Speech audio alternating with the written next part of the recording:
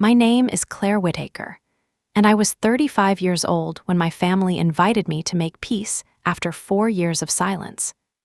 My mother said it would be a small dinner.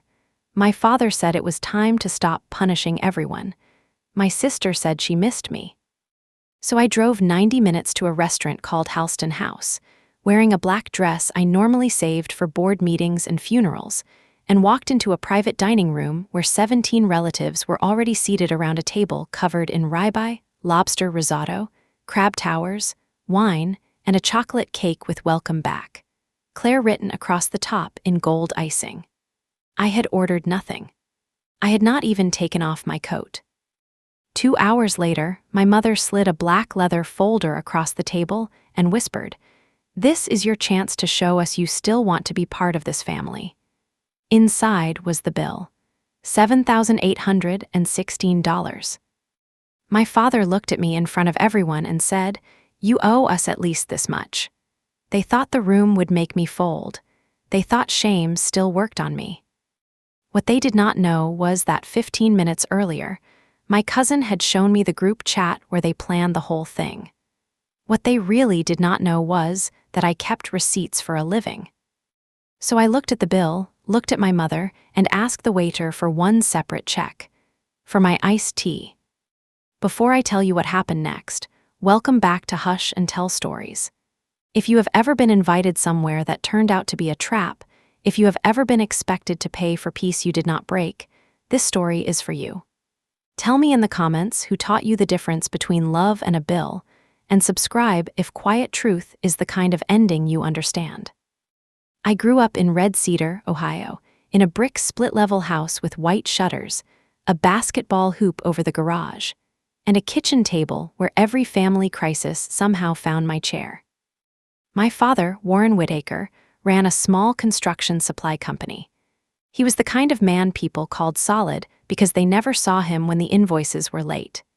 In public, he shook hands firmly, carried himself like a person who knew exactly where every dollar went, and talked about personal responsibility like it was a family religion. At home, personal responsibility usually meant me. My mother, Elaine, was softer on the surface and sharper underneath.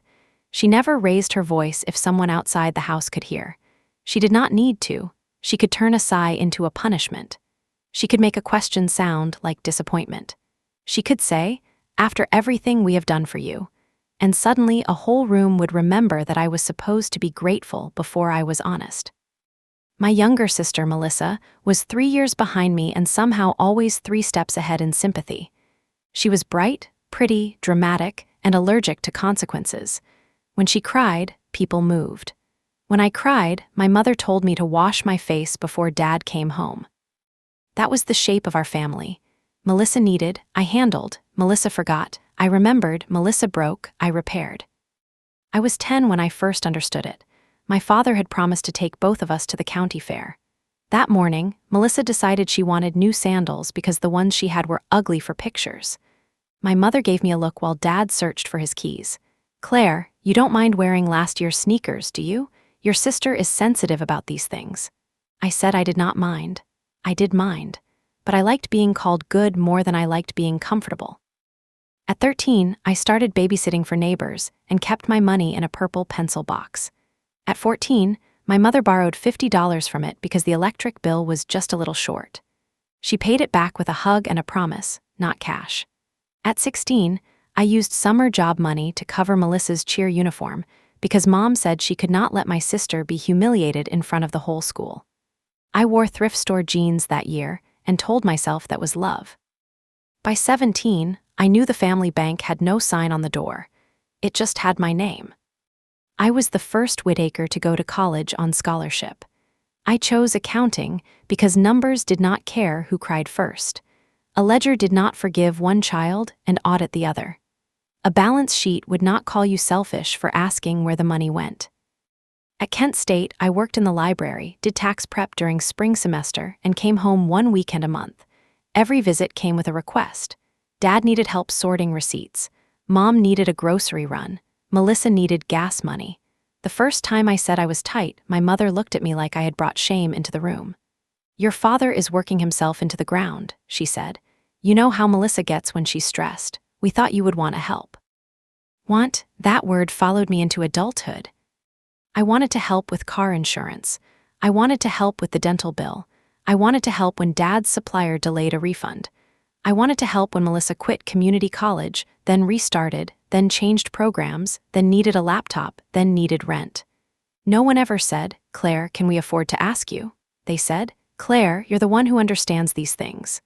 Understanding became my assigned seat. By 28, I was a senior expense controls analyst for a medical equipment company in Columbus. My job was to find patterns people hoped no one would notice. Duplicate reimbursements, personal charges hidden in company meals, vendors billing for work they never performed. I spent 40 hours a week proving that money leaves tracks. My family hated that job, not openly. They were proud when it sounded good at church. "Claire works in corporate finance," my mother would say, smoothing the napkin on her lap. But at family dinners, Dad called me the receipt police. Melissa said I could make a birthday party feel like an audit. Mom told me, "Try not to bring that cold work voice home." Cold work voice meant questions. What is the balance? Who signed? When is it due? What happened to the money I sent last month? Questions were unwelcome, because answers made the family story harder to perform. Still, I kept helping. I paid off 3 of Dad's supplier invoices during a slow winter. I gave Alyssa $2,000 after her first divorce, then another $3,000 for a cosmetology program she never finished. I covered my parents' property taxes in 2018 because Mom cried on the phone and said they could lose the house. I paid, and no one mentioned it at Thanksgiving.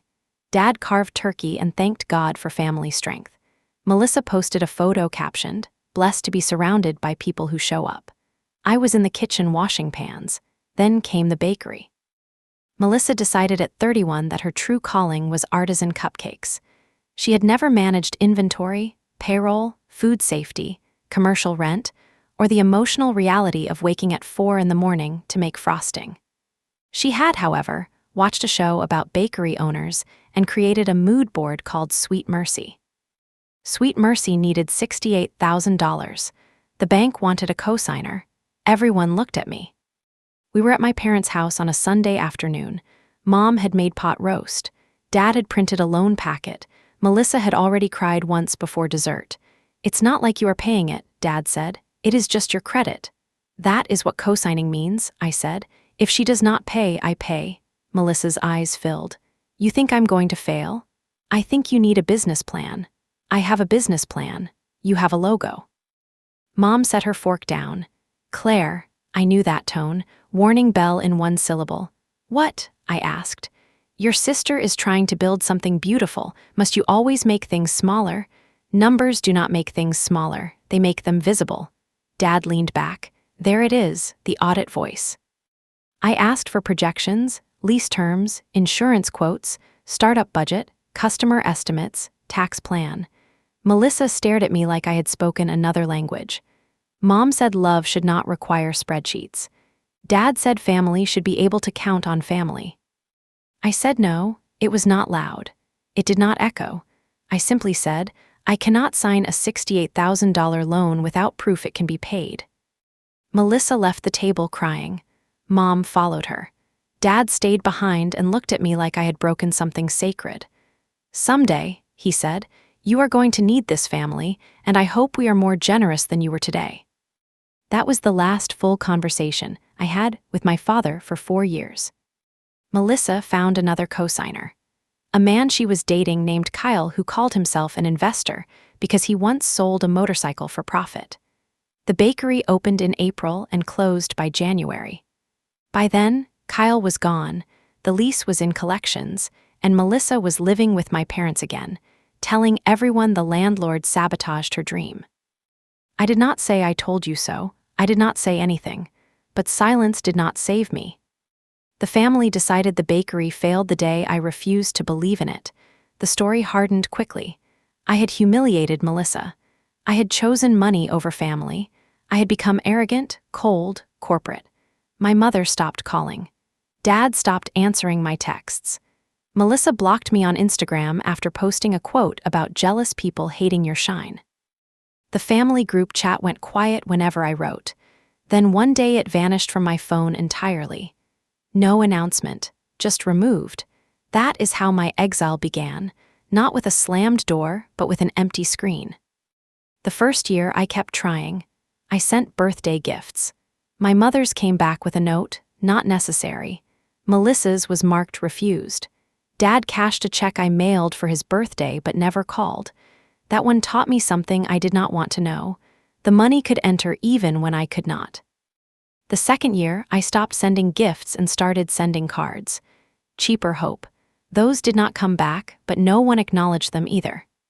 The third year, I spent Thanksgiving with my friend Dana's family in Cleveland. Her mother sent me home with leftovers and called me sweetheart without needing anything.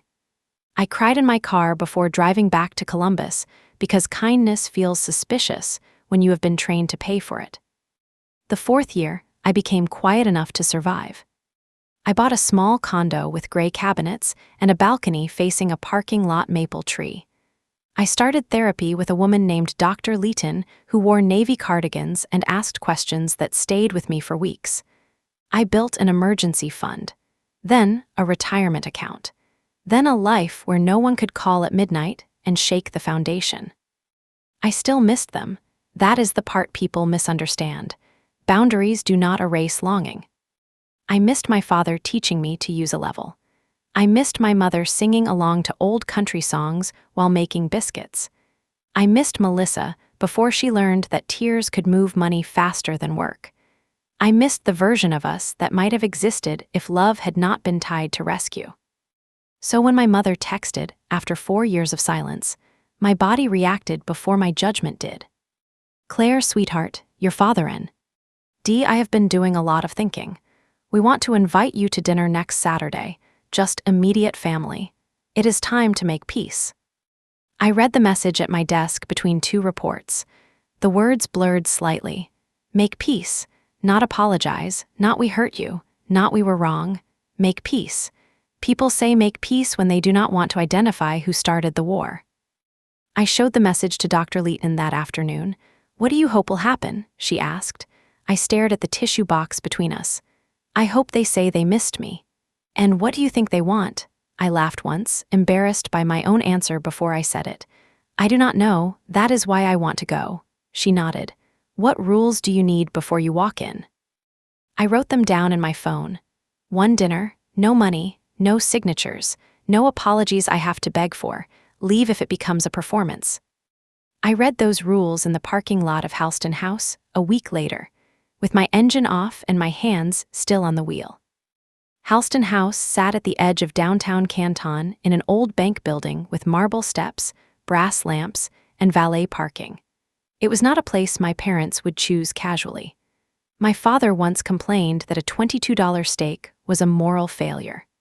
Halston House had a menu with no prices online, which told me everything I needed to know about the prices. Mom had said Dad picked it because he wanted the night to feel special. That was the first detail that felt wrong. The second was the parking lot. Dad's pickup was near the side entrance, Mom's white sedan beside it, Melissa's SUV, Aunt Janice's blue Lincoln, Uncle Rob's truck, Cousin Patrick's van, 2 cars from Toledo relatives I had not seen in 6 years. I counted 9 familiar vehicles. Immediate family, Mom had written. I sat there for 2 full minutes. A sane person might have left, but I had lived 4 years with one question. Did they cut me off because I said no, or because I had stopped being useful? Some answers only come from walking into the room, so I went inside. The hostess smiled when I gave my name, then looked down at her screen and did a tiny pause I recognized from years of reading faces across conference tables. The Whittaker party is in the vault room, she said. The vault room, private, expensive, another warning. She led me through the dining room past white tablecloths, low candles, and people speaking in careful restaurant voices. We stopped at a heavy wooden door where laughter rolled through before she opened it. 17 people turned toward me. My mother rose first. Claire. Her voice broke on my name, but I could not tell if emotion had cracked it or practice. She hurried over and hugged me hard, too hard, her perfume pressing into my throat. You came? I said I would. She pulled back and touched my cheek like the last 4 years were a weekend trip. Dad stood at the head of the table. He had aged, more gray in his beard, less weight in his shoulders. He looked at me, and for one foolish second I thought he might cry. Instead, he smiled for the room. Look who finally decided to come home. Laughter moved around the table, not cruel exactly. Worse, comfortable. Melissa waved from her seat near Dad, nails painted red, hair curled, eyes bright in the way they got when she was enjoying tension that was not aimed at her. "Hey, Claire, you look expensive." I took my assigned chair halfway down the table, boxed in between Aunt Janice and Cousin Patrick, with the wall behind me and 3 chairs between me and the door. I noticed that. They had made leaving awkward. The table was already crowded with food. Crab towers melting into crushed ice, ribeye sliced on wooden boards, lobster risotto in wide white bowls, Brussels sprouts with bacon, truffle fries, bread baskets, wine bottles, plates I had never seen on a Whitaker table in my life. I had not ordered anything. A server appeared by my shoulder, young, neat, name tag reading Eli. "Can I bring you something to drink?" "Unsweetened iced tea, please," Dad laughed. Still low maintenance. Melissa said she's saving room to judge us. A few people laughed. I smiled, but inside, something took out a pen. The evening moved like theater. My mother made speeches disguised as conversation. She told Aunt Janice how healing it felt to have everyone together. She told Uncle Rob that families lose their way sometimes. She told Melissa to pass me bread, as if bread could stand in for repair. No one asked me what the last 4 years had been like. No one asked about my work. No one asked if I had been lonely. They asked safe things. How is Columbus? Still at the same company? Do you travel much? Are you seeing anyone?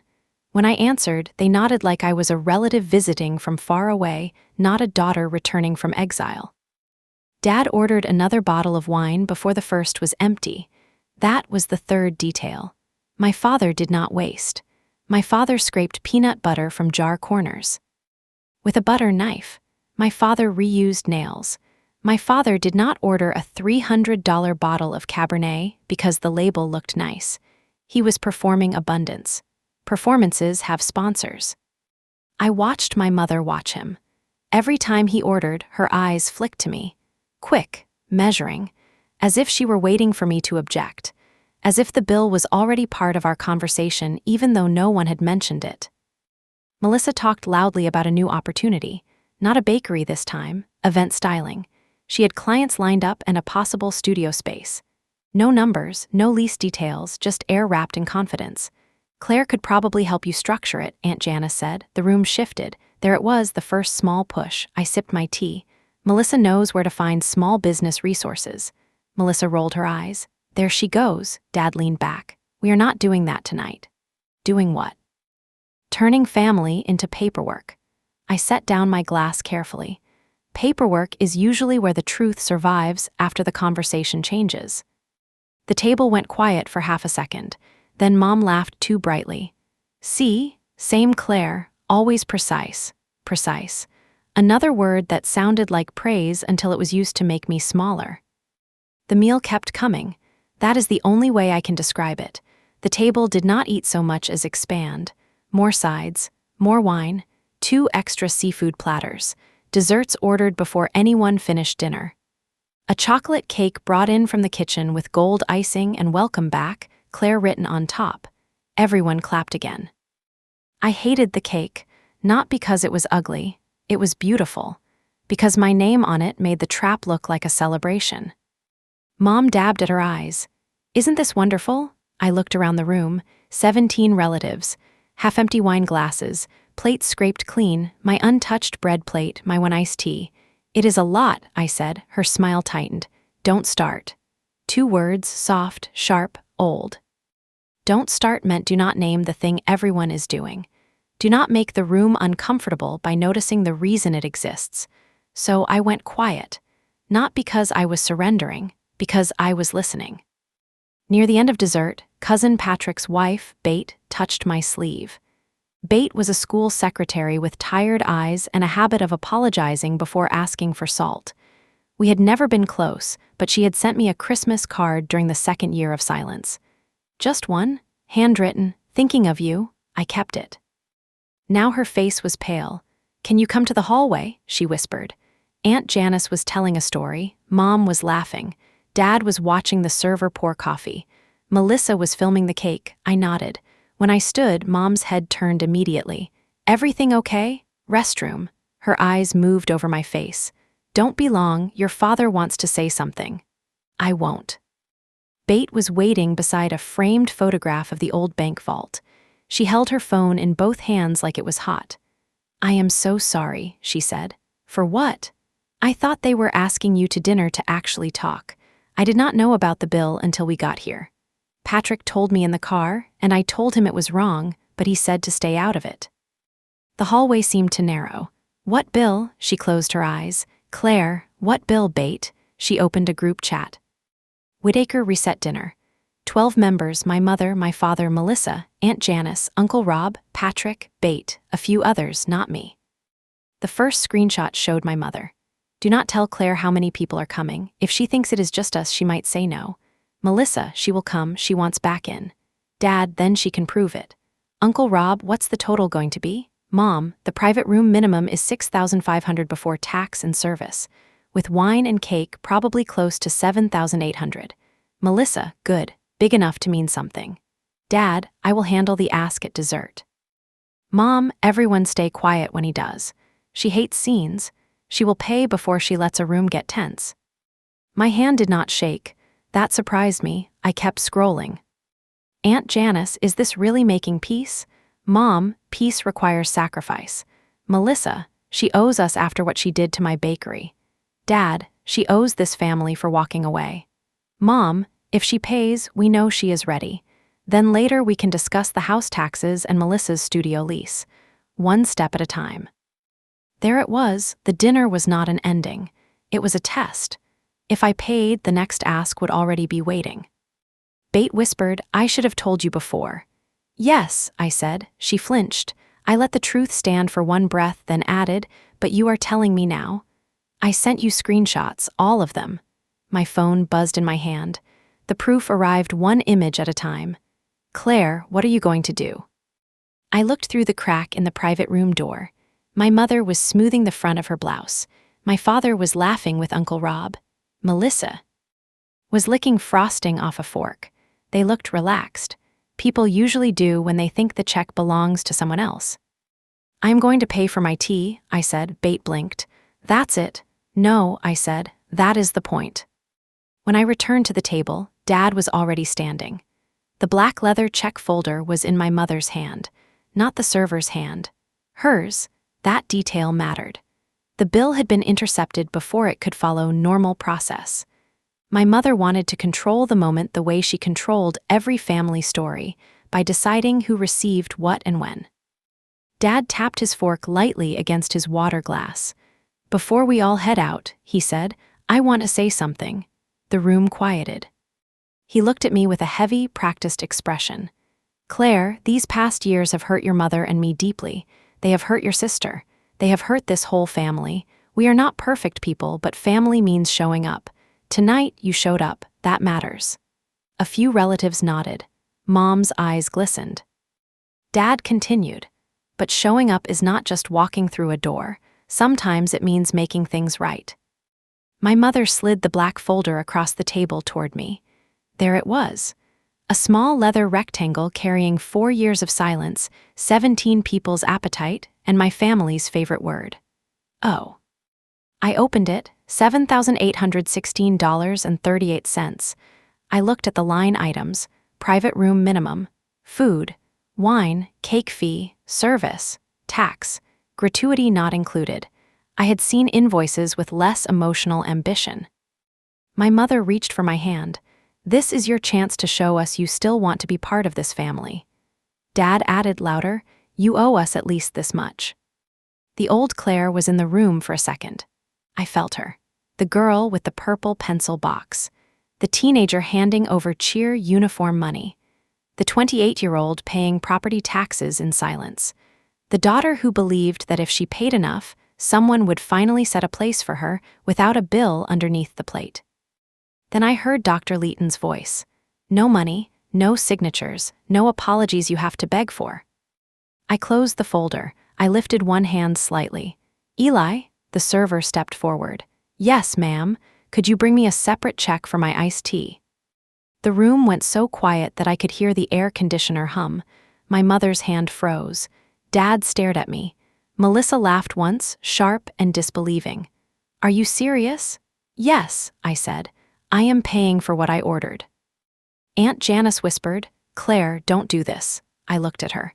I am not doing anything. I am declining to participate in what was done. Dad's voice lowered. Sit down and stop embarrassing your mother. I am sitting. You know what I mean? I do. Eli looked between us with the careful face of someone who had worked enough private rooms to know exactly what family money sounded like. Of course, he said. 1 iced tea. And please add 30% for yourself and the team. His expression flickered just once. Yes, ma'am. Mom leaned toward me, voice barely above a whisper. Have you lost your mind? No, this is cruel. No, this is itemized. Dad slapped the table with his palm. Silverware jumped. Several relatives flinched. Enough. I turned to him. You planned a $7,800 dinner without telling me and waited until dessert to hand me the bill in front of witnesses. If the room is uncomfortable now, Dad, that was built into your plan. His face changed, not guilt, recognition that I knew. My mother whispered, Bait. Bait looked down. I said, do not blame Bait for being the first honest person in this room. Melissa shoved back her chair. You are unbelievable. You really came here looking for a reason to punish us. No, I came here looking for a reason to believe you missed me. That landed, not on everyone. Some people are too defended to hear anything the first time. But I saw Aunt Janice close her eyes. I saw Uncle Rob look at his plate. I saw Bait start crying quietly. My mother recovered first. We did miss you. Then why did the group chat say, she hates scenes, she will pay before she lets a room get tense? Mom's lips parted. I opened my phone. Why did it say, if she pays, we know she is ready. Then later we can discuss the house taxes and Melissa's studio lease? Melissa went pale under her makeup. Dad looked at my mother. Again, not surprised by the plan. Angry that the plan had been exposed.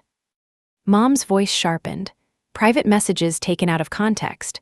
I almost smiled. Mom, the context is on the table. Eli returned with a small receipt tray.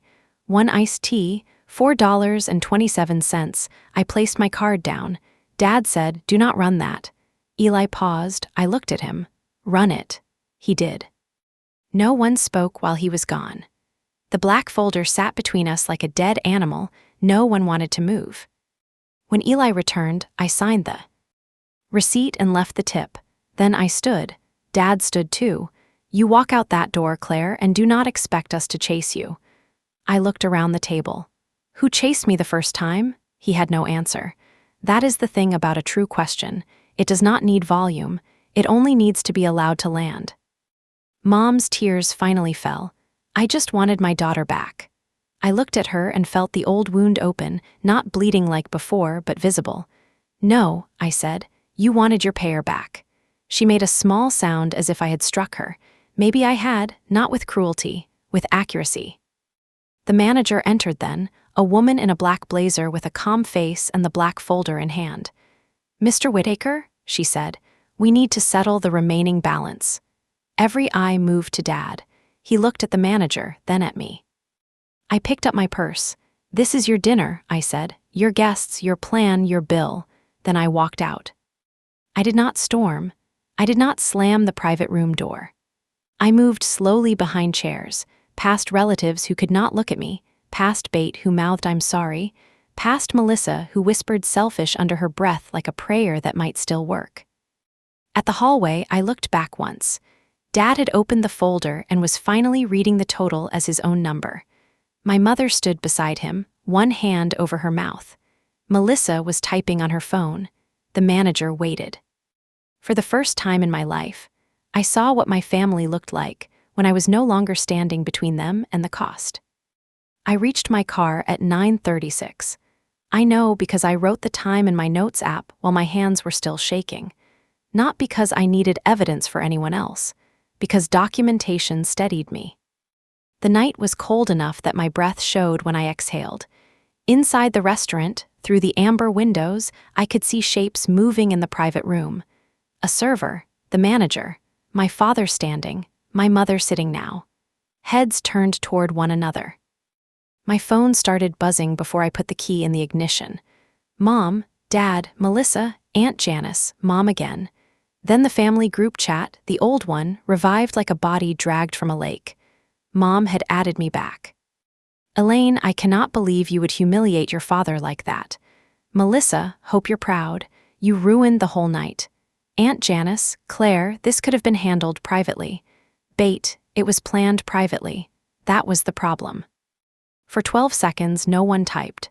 Then Melissa, stay out of this bait. Dad, who sent her the messages?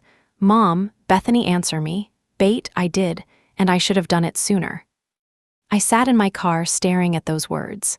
I did, 4 characters and a period.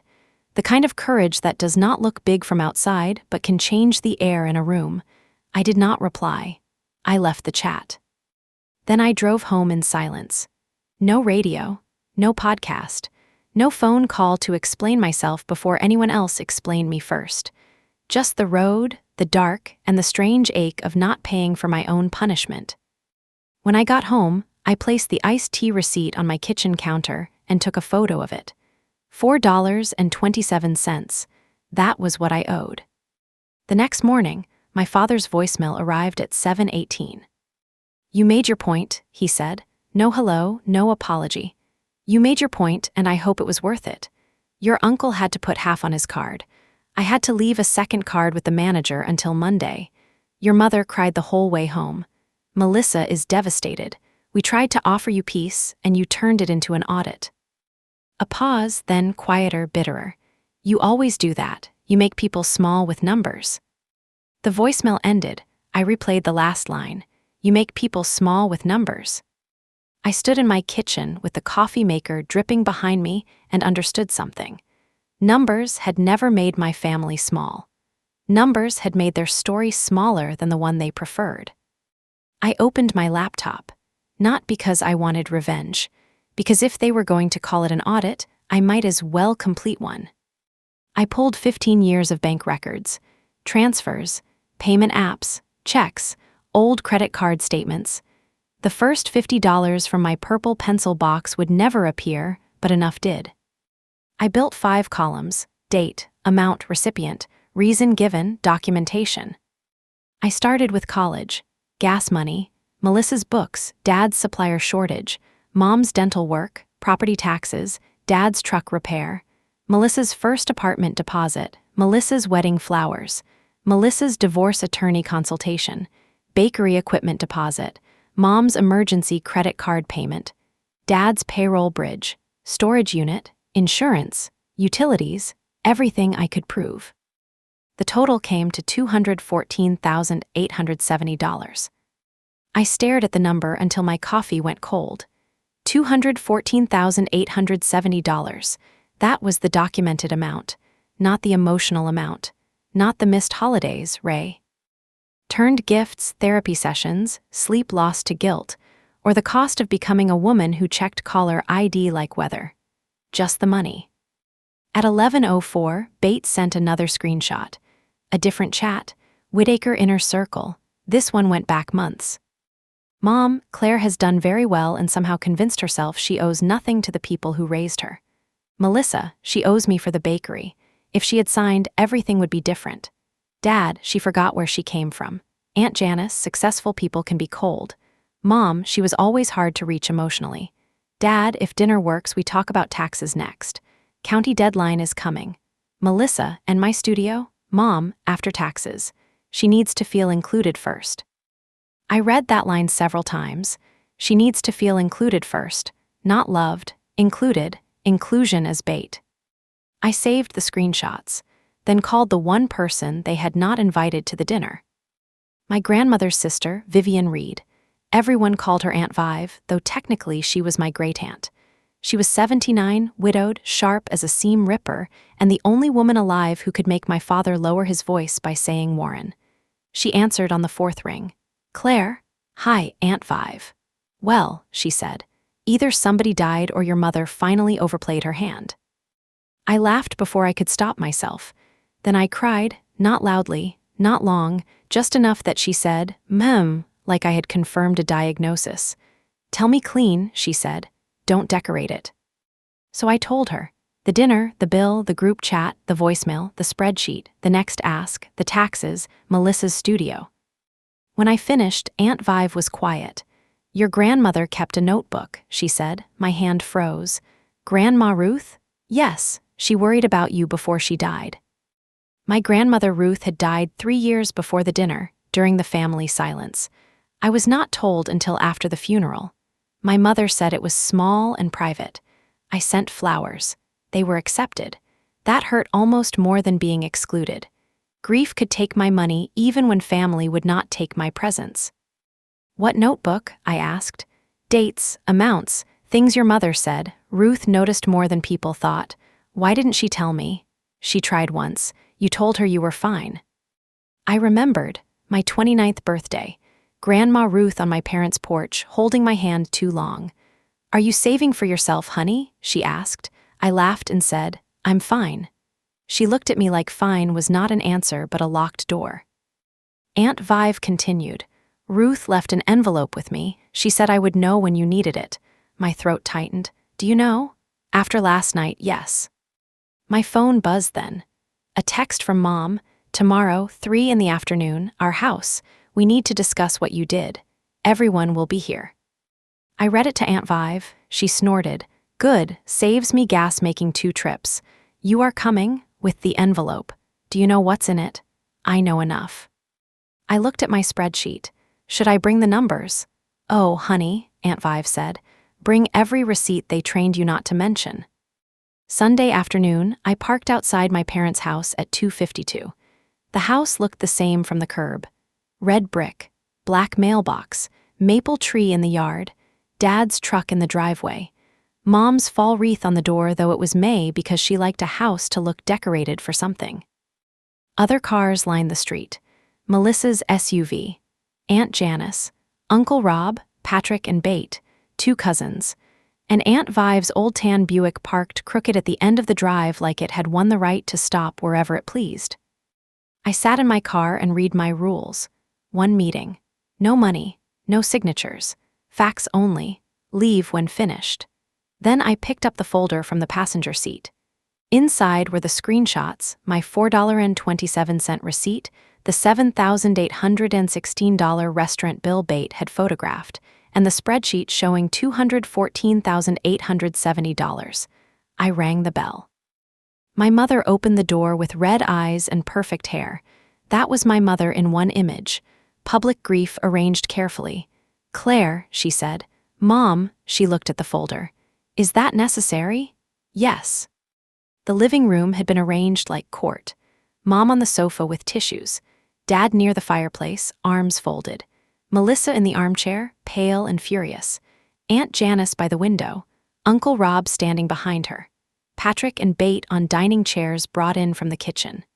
Aunt Vive sat at the small writing desk that had belonged to my grandmother, her purse on her lap, and a sealed cream envelope under one hand. No one smiled. Good. The performance had moved to its serious act. Dad began before I sat. You need to apologize to your mother. I remained standing. No. The word did not echo, but the room reacted as if it had. Mom pressed the tissue to her mouth. Melissa said, Unbelievable. Dad's jaw tightened. You humiliated us in front of the whole restaurant. You handed me a $7,816 bill in front of the whole family, because you owed this family a gesture. I opened the folder and placed the tea receipt on the coffee table. This is what I owed. I ordered 1 iced tea. I paid for 1 iced tea. Melissa leaned forward. Do you hear yourself? It was 1 dinner. I placed the restaurant bill beside the receipt. This was 1 dinner. Aunt Janice looked away. Then I placed the group chat screenshots beside the bill. This was the plan. Mom said, those messages were taken out of context. Aunt Vive reached out, picked up the first page, and began reading aloud. Do not tell Claire how many people are coming. If she thinks it is just us, she might say no. Mom's face tightened. Aunt Vive read the next line. She hates scenes. She will pay before she lets a room get tense. Vivian, Dad warned. She looked at him over her glasses.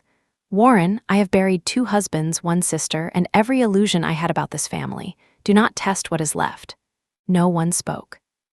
Aunt Vive continued reading silently, page after page. When she finished, she set the stack down with care. That was not peace, she said. That was a collection attempt. Mom's tears began again. I wanted my daughter back. No, I said. You wanted to see if I still worked. She stared at me. I took out the spreadsheet. This is every dollar I can document sending, paying, covering, or rescuing for this family from age 20 to now. $214,870. Melissa rolled her eyes, but her face had gone pale. Dad looked at the paper. Mom did not. I read the categories. Household bills, property taxes, Dad's business shortfalls, Melissa's rent, Melissa's wedding, Melissa's divorce, Melissa's bakery, medical bills, credit card emergencies, supplier invoices, insurance, utilities, all documented. Aunt Janice whispered, Elaine, you told us Claire never helped. Mom snapped, I never said never. Bates' voice came from the corner. You said she turned her back. Everyone looked at her. Bates swallowed. You said she forgot where she came from. Dad said, Bethany, stay out of this. She shook her head. No, I stayed out of it at dinner, and I am ashamed of that. Aunt Vive smiled slightly. Good girl. I looked at Melissa. You blamed me for the bakery, but the bakery failed because it had no foundation. That was not my cruelty. That was math. Melissa stood. You have always thought you were better than me. No, I said. I thought I was responsible for you. That was worse. She opened her mouth, then closed it. Some truths are too accurate to argue with immediately. Dad stepped toward the table. Enough, we did not ask for a trial. You asked for everyone to be here, I said. That was your choice. Mom's voice broke. We were struggling, Claire. Your father was ashamed. Melissa was lost. I was trying to keep this family together.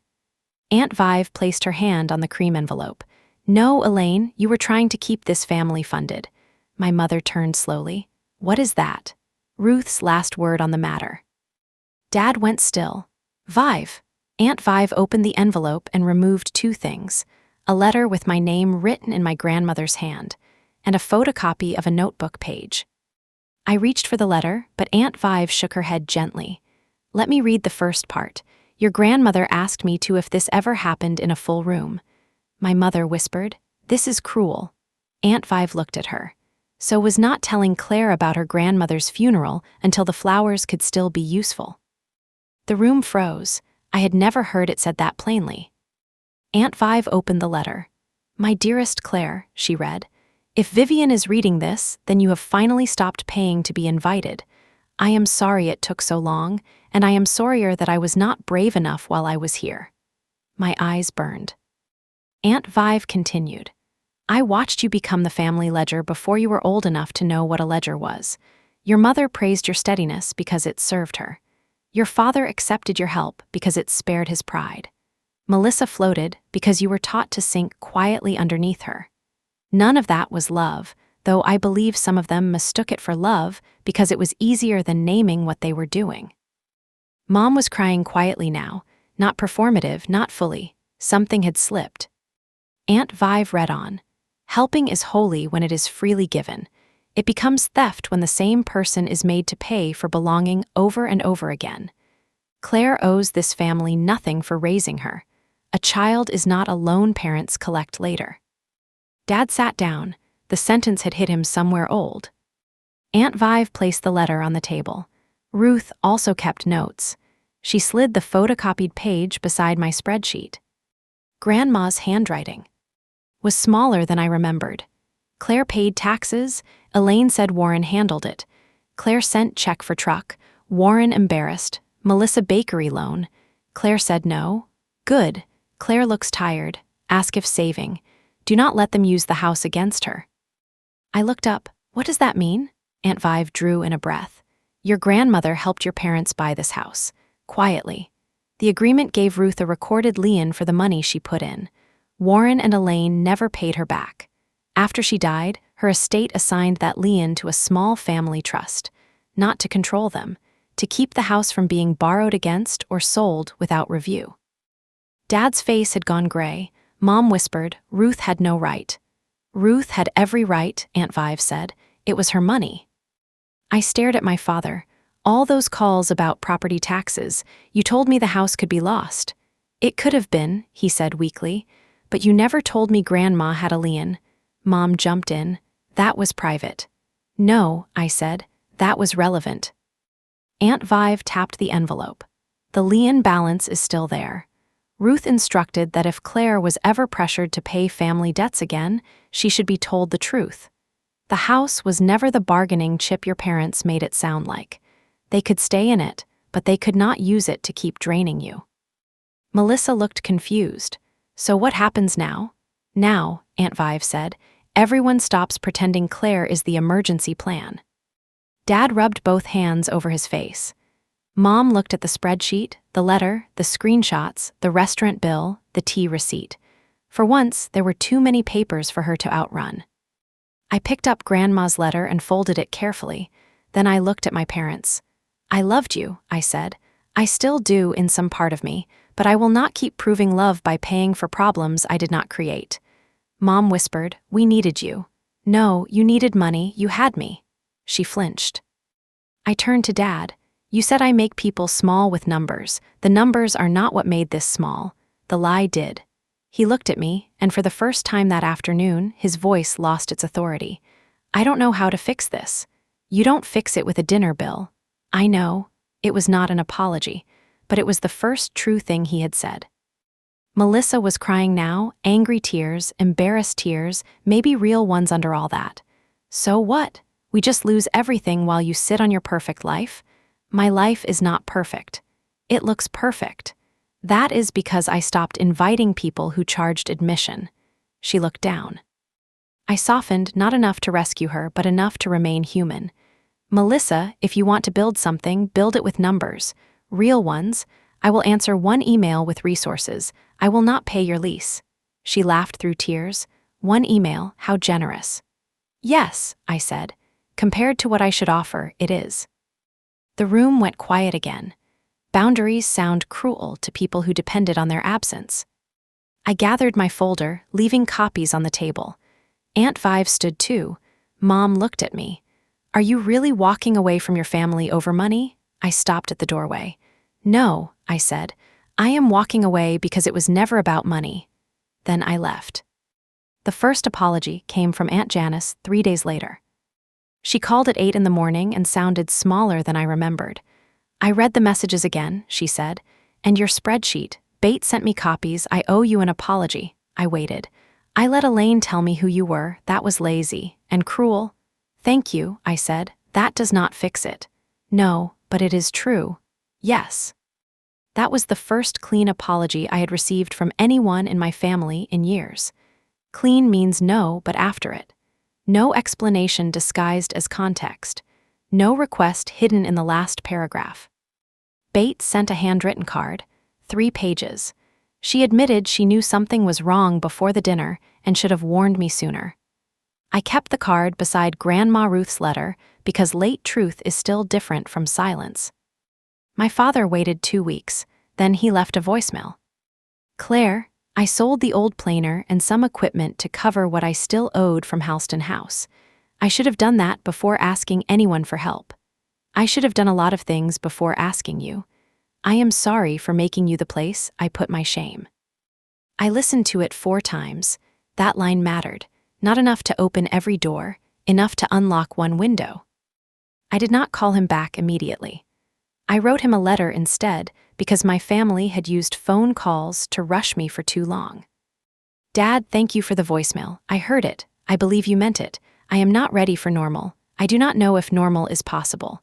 If you want contact with me, it cannot include requests for money, comments about Melissa's needs, or pressure to make Mom feel better.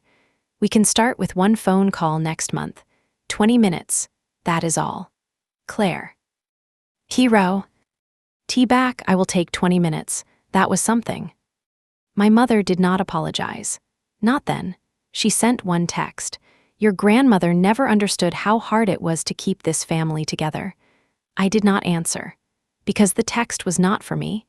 It was for the version of herself still trying to win a trial the evidence had already closed. Melissa sent a message too, so I guess you are happy now. I deleted it. 3 weeks later, she sent another. Can you send the business planning resources? That one I answered. I sent one email. Links to free small business counseling, a spreadsheet template, a community college course, and a sentence at the top. I hope you build something real. She did not reply for 9 days. Then, thanks. No heart, no apology, no drama. For Melissa, that was almost a paragraph. 6 months have passed since the dinner. My life is quieter now, not empty, quiet. I still work in expense controls. I still read receipts for a living. The difference is I no longer ignore my own. I framed nothing from that night. Not the bill, not the screenshots, not the spreadsheet. Evidence is important, but I do not want my walls becoming a museum of damage. Grandma Ruth's letter lives in my desk drawer beside the $4.27 tea receipt. One tells me what love should have said sooner. The other tells me exactly what I owed. That balance helps. Aunt Vive visits once a month and criticizes my coffee. Bate and I text sometimes. Dad and I have had 3 20-minute phone calls. He stays inside the lines like a man learning to drive after an accident. Mom remains mostly silent. Melissa is taking the business class. Whether that becomes growth or another performance is not mine to decide. That sentence took me years to earn, not mine to decide, not mine to fund, not mine to fix. People ask when I tell this story if I regret not paying the bill. They expect a complicated answer because family is complicated. But that part is simple. No, I do not regret it. I regret every year I believed peace meant preventing other people from meeting their own consequences. I regret every time I let the word responsible keep me from asking why responsibility always landed in my lap. I regret that my grandmother saw my exhaustion before I did. But I do not regret the tea. I paid for what I ordered. I left what they ordered with them. That is not revenge, that is accounting. If you are the one who always gets the call, the one who covers the gap, the one who is praised for being strong while everyone else remains comfortable being weak, I want you to hear me. Love is not a bill handed to you after everyone else has eaten. Peace is not a private room where your silence is the deposit. Family is not proved by how much humiliation you can afford. My family invited me to make peace.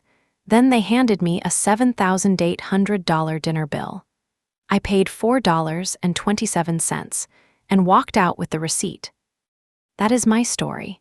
If you have ever been expected to pay for a place at your own family's table, tell me what you would have done. Would you have paid, split it, or asked for your own check? Share this with someone who needs permission to stop being the family bank. Subscribe to Hush and Tell Stories for more stories about family betrayal, quiet strength, painful truth, and the moment someone finally chooses themselves. I will see you in the next one.